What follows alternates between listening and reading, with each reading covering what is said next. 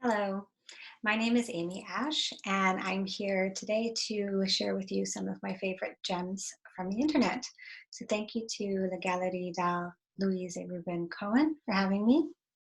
I'm an interdisciplinary artist, and my practice flows from curatorial projects to writing to teaching, socially engaged action, and hands-on making. Curiosity and play are really central to my process.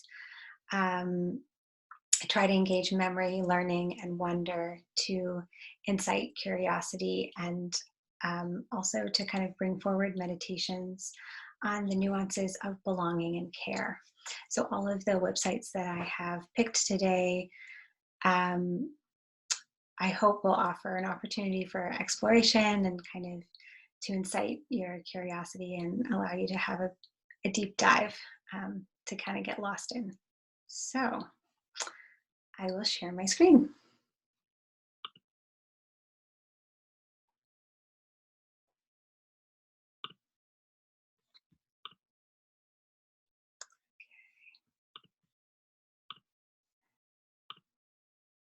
Okay, so thinking of community and belonging, I wanted to start with the Feral Atlas, which is a research project that looks at the more than human world. And I think that this is a really interesting website because it acts a little bit like an online encyclopedia or video game, but also it really highlights the isolated position that we as humans have kind of created for ourselves. Um, so if you enter, and the website was also curated by Anna Elsing, who um, some of you might know wrote The Mushroom at the End of the World, which is a really wonderful book. So you can click on any of these illustrations and it will take you to kind of layers and layers of this project through different essays and further illustrations. It's really, really wonderful.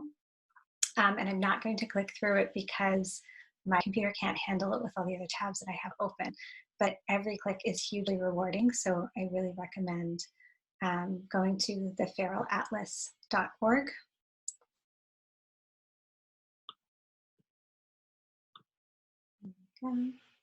And so moving on, I wanted to kind of keep nativeland.ca close to the beginning as well, because again, thinking of belonging, as a person of white settler ancestry, this I think is a really important place to start. So I have a deep responsibility to develop a deep kind of understanding of the land that I'm on, and this is a good place to start, I think. And it's very accessible for learning, so I would highly recommend going to nativeland.ca. You can learn a little bit more about the place in which you find yourself, so the indigenous territories that you may call home. And moving on from nativeland.ca to Whose Land, this is a kind of similar platform. It was developed by 3 youth organizations in collaboration, which I find really interesting. And it focuses, where Nativeland focuses on a world map, this focuses on the territory so-called Canada. But it is a similar type of mapping system where you can learn about the kind of indigenous territories where you find yourself. And there are also resources which I find really valuable for learning, so for professional learning and also for young people. And these are all freely kind of accessible. Moving on to another form of mapping, queeringthemap.com is a really beautiful project, I think. It was created by a contemporary artist called Lucas La Rochelle, and it presents kind of all of these really tiny snippets of queer histories and queer experience. So every little pin here you can click on, and somebody left a note about, their their queer history in that place. And I think as a queer person myself, it's really nice to see all of the corners, little pockets of a community that are out there. And it's something that definitely, you know, would make one feel less alone, I think.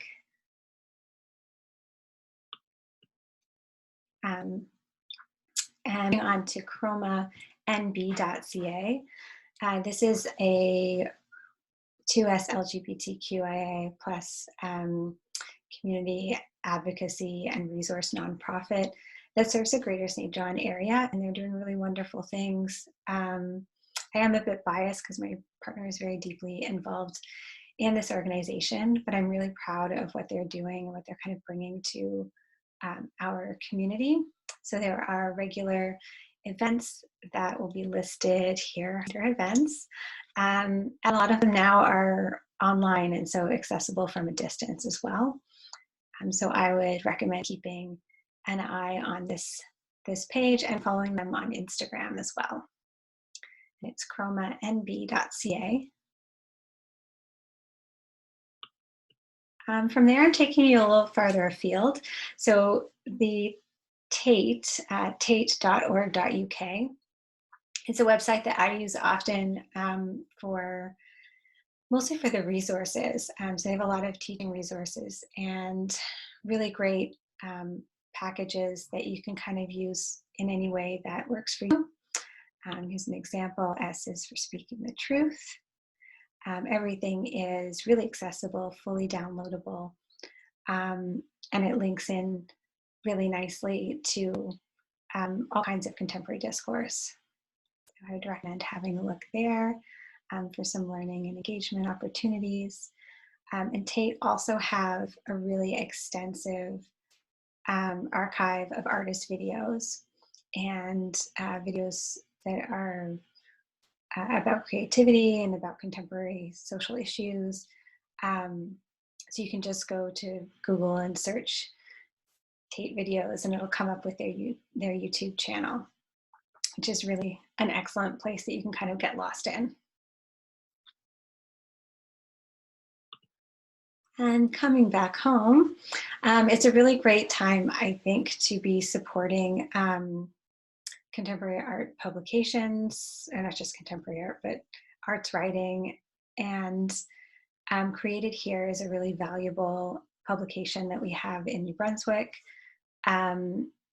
They also provide a lot of content that is kind of in tandem with the printed publication, but that exists only online, like the book review, for instance, or some of these articles which were written specifically for their online platform. But I'd also encourage you to buy a subscription and support them in whatever way that you can, because it really adds to the ecosystem, and it is a really difficult time for print publications.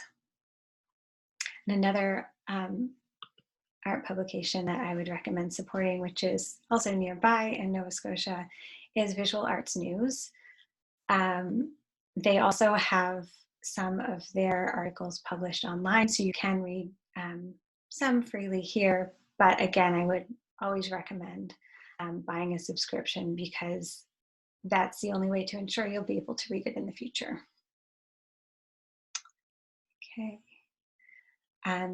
Another organization whose programming I've been following for a little while is the Kafka Biennial, and they set up some really, really excellent programming over the summer. They had online reading groups and panel discussions and book clubs.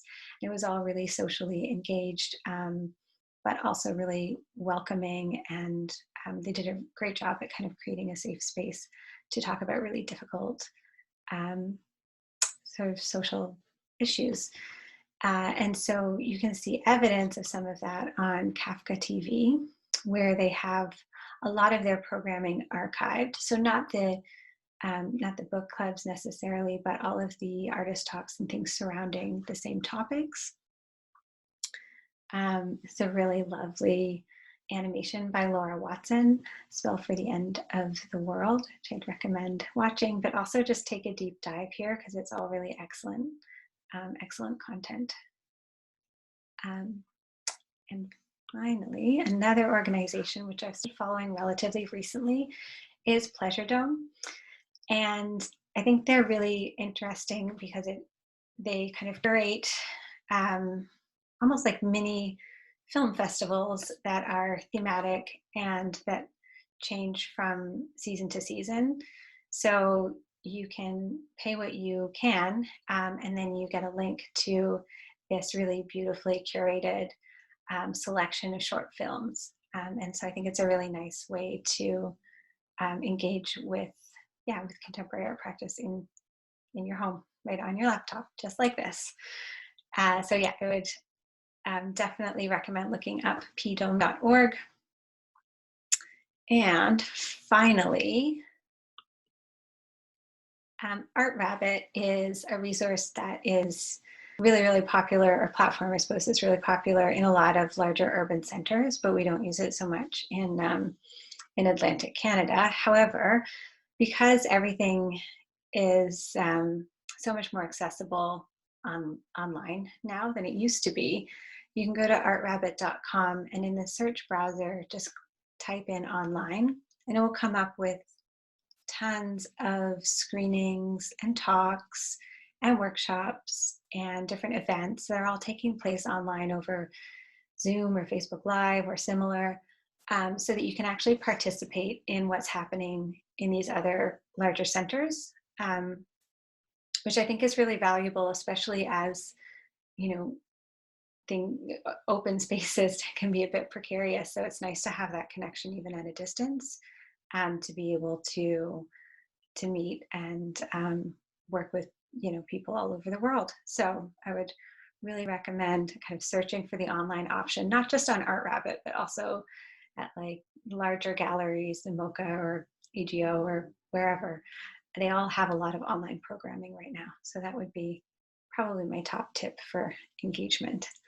So that's all that I'm going to share with you today. I'm going to stop sharing my screen. And I hope that you find something that is interesting in that collection of websites. And I hope that you're able to spend some time exploring. And it's been a pleasure. So thank you very much for having me again, the Galerie de Louise-et-Reuben-Cohen. Thank you to Nisk, Alisa, and Angel for all of the work that you do. And I hope you all have a great day.